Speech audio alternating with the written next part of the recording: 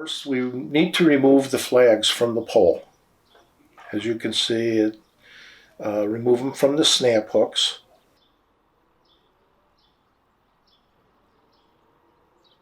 And then the snap hooks need to be removed from the pole.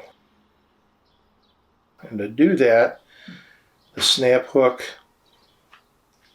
has a loop that goes into it and around the actual snap hook. And to remove it, press through the loop and the halyard will slide right out of the snap hook, and remove the snap hook and save it for the new halyard, which is the rope.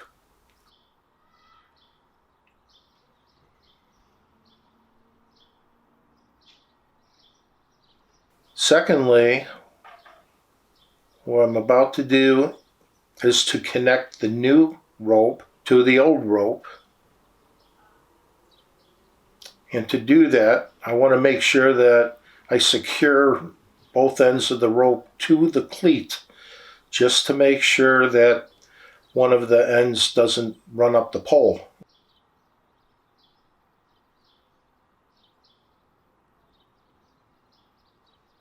In butting together the old rope to the new rope, what I'm going to do is take like a 26 gauge or 20 gauge wire, and I'm going to wrap it about a foot in circular motion around the rope of the existing rope, and then circular motion around the new rope.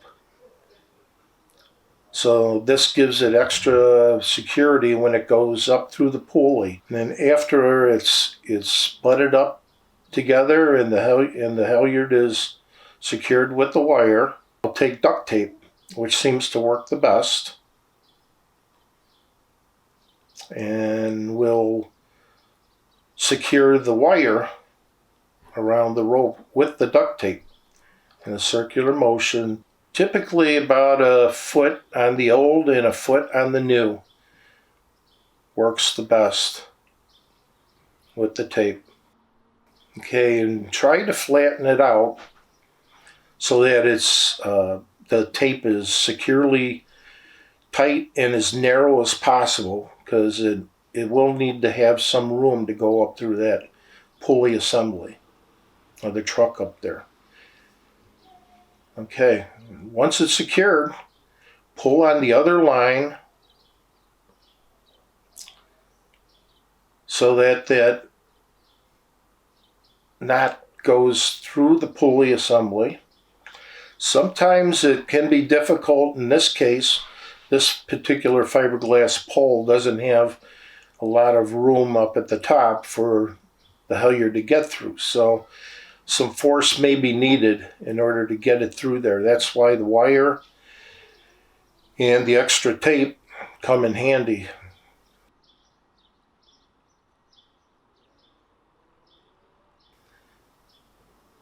There, once it's through, you could feel it becomes real easy. And pull the new halyard through it all the way till it gets to the bottom. And again, once it's through there, try to secure it to the cleat so that one of the ends doesn't fly up into the pulley and you can't get it down.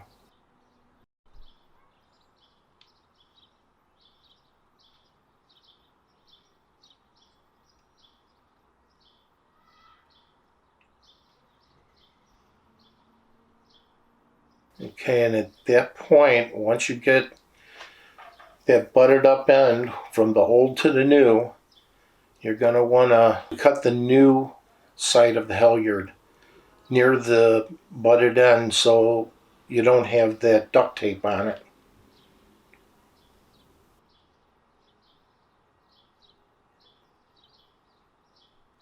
What I'm going to do is they call it a square knot. You make a loop on one hand, put the other end through it, wrap it around completely, and then put it through on the other end. And what I like to do after I make that knot is to secure the knot and the extra rope from the knot and secure it with duct tape also. All weather duct tape, certainly.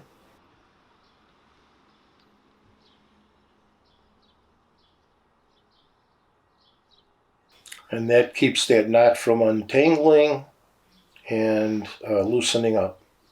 Try to be as neat as possible, because sometimes that knot will show somewhere on the pole. Okay, and then kind of give it a tug to make sure that it's not going to come apart.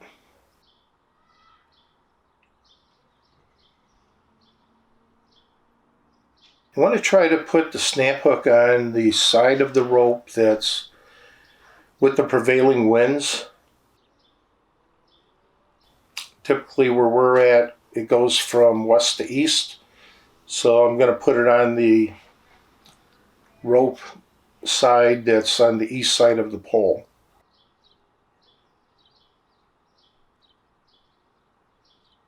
Time to get the new flag. As long as we have a new halyard, might as well put on a new flag. On this particular pole, we're using plastic snap hooks. Typically on metal poles, we use metal ones, but in this case, these plastic ones don't look worn out and they look in really good condition. So we put one snap hook on, try to make sure that the U.S. flag doesn't touch the ground as best as possible. Once you get the top of the flag hooked on, you can measure for where approximately the bottom snap hook of the flag should be. Again, you can secure the other side of the line to that cleat just to make it easier to put the snap hooks on, and also to attach the flag.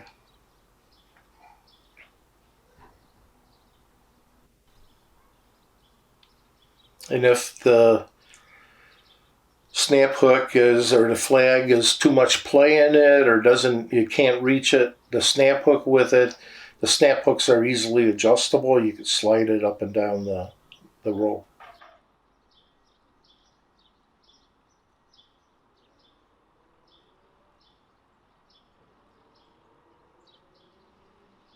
Okay, we got the U.S. flag on.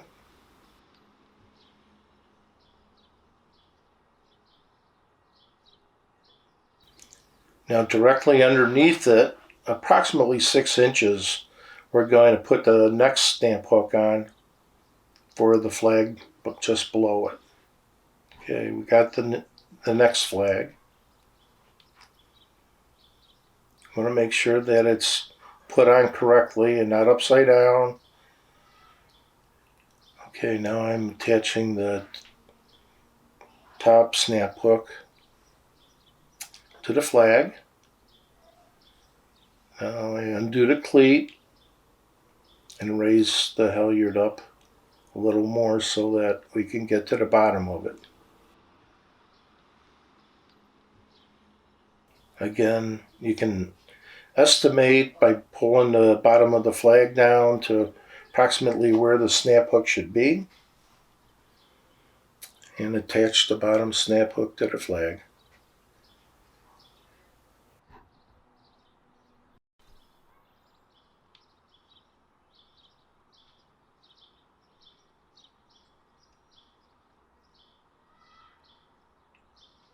Once everything's attached, raise to where you want it to be.